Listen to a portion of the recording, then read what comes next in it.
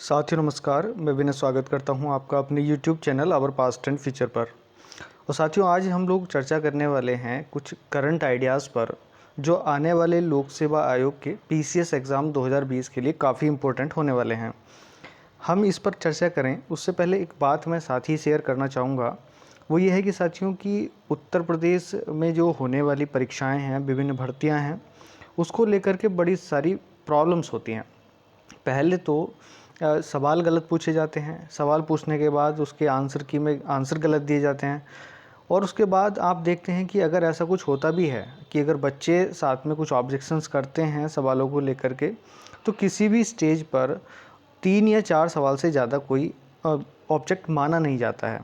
तो मैं भी यही बात कहने वाला हूँ कि आज भी जो पिछली आरओ एआरओ की परीक्षा हुई है, तो उसमें बहुत सारे जो विकल्प हैं उसमें थोड़ी सी दिक्कत है और जो सवाल हैं उसमें भी दिक्कत है। लेकिन फिर भी जो लोग अपने साक्ष्य रख सकते हैं वो रख दीजिएगा। अलग अलग सोर्स को आइडेंटिफाई करके ये काम किया जा रहा है। तो सवाल तो बहुत सारे हैं, लेकिन फिर भी अगर मैं आपको थोड़ा सा सत्यता से रूबरू कराऊं तो ये बात कंफर्म हो जाती है कि पिछले चीज़ों को देखते हुए कि 3 से 4 ही सवाल हमेशा वैलिड किए जाते हैं। तो इतना ज़्यादा परिवर्तन तो वो लोग नहीं करने वाले हैं। तो ये बात तो चलती रहेगी। तो किसी वजह से अगर किन्हीं लोगों का या किन्हीं साथियों का एग्ज़ाम में थोड़ी दिक्कत आई है, तो वो किसी टेंशन को ज़्यादा ना लेते हुए PCS 2020 की तैयारी को कर सकते हैं। अभी 15 दिन बाकी हैं, तो आप लोग उसको पूरी तरीके से कंफर्म कर सकते हैं। तो साथियों करंट आइडिया को लेकर के मैं थोड़ा सा आपके सामने उपस्थित हूँ। तो मैं यहाँ पर बता देना चाहता हूँ, जैसे कि पिछले एग्ज़ाम्स में होता क्या है कि पिछली घटनाओं को देखते हुए हम लोग आने वाले जो एग्ज़ाम्स हैं उनकी घटनाओं का खाका सामने रखते हैं और पिछली तैयारी और पिछले चीज़ों का अनुभव हमारे आने वाली चीज़ों में काम आता है। तो इसी तरीके से जो उत्तर प्रदेश लोक सेवा आयोग की अभी भर्तियां पिछली हुई हैं, जिसमें BEO एग्ज़ाम और उसी के साथ साथ RO ARO परीक्षा 2016 वाली, तो उसका जो आइडिया है, उसका जो मैटर है, वो आपको PCS 2020 में भी काम देने वाला होगा। ऐसा मैं इसलिए कह रहा हूँ क्योंकि जो बनाने वाले होते हैं पेपर सेट को या पेपर को सेट करने वाले होते हैं, तो काफ़ी हद तक उनकी मेंटालिटी एक ही जैसे लगभग होती है। तो पेपर क्योंकि बना रहे हैं, तो मैं आपको एक जनरल आइडिया साथ में दे रहा हूँ। तो आप लोग जो लोग इसकी तैयारी कर रहे हैं PCS 2020 की, वो एक बार इस वीडियो को ज़रूर देख लें। और साथ ही जो लोग हमारे चैनल पर नए हैं वो हमारे चैनल को सब्सक्राइब कर सकते हैं और बाकी सारे लोग लाइक और शेयर कर सकते हैं। तो चलिएगा वीडियो को बिल्कुल शुरू करते हैं। मैं कुछ एग्जांपल्स लेकर के आया हूं BEO परीक्षा और RO ARO परीक्षा से, तो आप लोग इसको एक बार जेन्युइनली देख लीजिएगा। और अगर आपका PCS 2020 का पेपर है तो आप लोग BEO और RO ARO के जो करंट अफेयर्स के सवाल आए हुए हैं उनको एक बार एनालिसिस ज़रूर कर लीजिएगा। तो ये जो आपके सामने नंबर्स डले हुए हैं, ये दोनों ही परीक्षाओं की B सीरीज़ के पार्ट हैं। तो आप लोग उसमें जाकर के इनको मैच कर सकते हैं।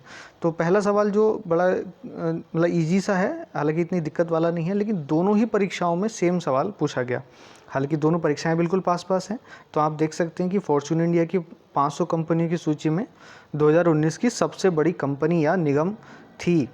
साथ ही इसमें आप देखेंगे कि बिल्कुल ऑप्शन भी सेम है लगभग, और जो सवाल है वो भी पूरी तरीके से एक ही है। तो एक चीज़ तो इम्पोर्टेंट ये हो गई। दूसरी बात देखेंगे, भारतीय नौसेना द्वारा जनवरी 2020 में शुरू किया गया ऑपरेशन बनीला किससे संबंधित था। तो ये आप लोग देख सकते हैं आपदा प्रबंधन से। अभी जब BEO में ये परीक्षा में सवाल आया तो उसमें ये था कि किस देश में जनवरी 2020 में भारतीय नौसेना ने ऑपरेशन बनीला प्रारंभ किया है। तो 4 ऑप्शन दिए गए थे। कहने का मतलब ये है कि आपको सवाल पिछले पेपर से आगे आने वाले पेपर्स में सवाल मिल सकते हैं। और अगर ऐसा नहीं होता तो साथियों आपको वो कंटेक्स्ट, वो टॉपिक ज़रूर मिल जाएंगे जिससे जुड़े हुए सवाल इन परीक्षाओं में लगातार पूछे जा रहे हैं। तो आप लोग देख सकते हैं। वैसे मेरी जो एक थिंकिंग बनी हुई है वो भी मैं रखने वाला हूँ, लेकिन फिर भी आप लोग इस बार इनको सवालों को ज़रूर देख लें। जैसे एक सवाल ये भी है, फरवरी 2020 में सीनेट ने राष्ट्रपति डोनाल्ड ट्रंप को उसके विरुद्ध चल रहे महाभियोग से बरी कर दिया गया। दूसरे साइड में ग्रीस ने कैटरीना साकेलारोपोलू को देश के इतिहास की पहली महिला राष्ट्रपति चुना है। तो ऐसे करके बहुत सारे सवाल हैं, बस मैं कुछ चुनिंदा ही सवाल लेकर के आया हूँ ताकि आप लोग इस चीज़ को समझ लें। तो साथियों आपने देखा यहाँ पर कि जो किसी भी देश का हेड है उससे जुड़ा हुआ भी एक सवाल पूछा ही जा रहा है। तो चाहे वो बात ग्रीस की हो, अमेरिका की हो या किसी अन्य देश की, तो जहाँ पर भी कुछ साकार परिवर्तन हुए वो आप लोग देख सकते हैं। उसके बाद आप देखेंगे अगला सवाल जो ROAR में आया था, भारत की GDP 2009 में 209 लाख करोड़। ये अमेरिकी आधारित थिंक टैंक पर बेस्ड है। दुनिया की 5वीं बड़ी अर्थव्यवस्था और जिसने ब्रिटेन और फ्रांस जैसे देशों को पीछे छोड़ा है। और इधर सवाल था, भारत की $5 ट्रिलियन की अर्थव्यवस्था के लक्ष्य को कब तक प्राप्त करना चाहता है। तो आप लोग देखेंगे सवाल दोनों ही अलग हैं, लेकिन इसमें जो आपका कंटेक्स्ट है वो सेम है। यानी कि भारतीय अर्थव्यवस्था, इकोनॉमिक, भारत की GDP और जो भारत की इकोनॉमी है उससे जुड़ा हुआ सवाल पूछा ही जा रहा है। तो भारत की जो GDP है या इकोनॉमी है उससे जुड़े हुए सारे सवाल आप लोग एक बार दोबारा से देख लीजिएगा, मैं ये कहना चाहता हूँ। और कुछ अदर सिमिलरिटीज़ यहाँ पर बन करके आ रही हैं हमारे सामने, वो भी आप लोग देख सकते हैं। जैसे PNB बैंक पॉलिसीज़ हैं, तो क्योंकि अभी आप देख सकते हैं कि सारा मामला अर्थव्यवस्था के अराउंड घूमा कोरोना को लेकर के, तो इसी वजह से सारी पॉलिसीज़ आसपास की पूछी जा रही हैं। तो PNB बैंक में जैसे आपने देखेंगे deposit insurance and credit guarantee insurance corporation और ऑपरेशन ट्विस्ट, ये अभी पूछे गए आपके ROAR की परीक्षा में। और repo rate, reverse repo rate और ये सारी चीज़ें पूछी गई आपकी BEO की परीक्षा में। तो मैं तो यही कहना चाहूँगा कि साथियों आप देख सकते हैं कि बैंकिंग से कितने सारे सवाल जुड़े हुए आ रहे हैं। तो बैंकिंग से, इकनॉमी से, अब जैसा भी व्यक्ति का कैरेक्टर है बनाने वाले का वो एक अलग बात है, लेकिन हम लोग उन चीज़ों को ध्यान में रखते हुए अभी 2020 की जो परीक्षा है उसमें काफ़ी अच्छा स्कोर कर सकते हैं।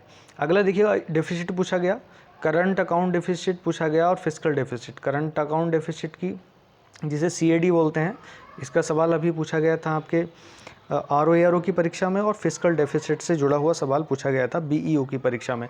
तो इस तरीके से आप लोग देखेंगे कि ये जो बैंकिंग सेक्टर है शायद ज़्यादा ही इफ़ेक्टिव हो रहा है।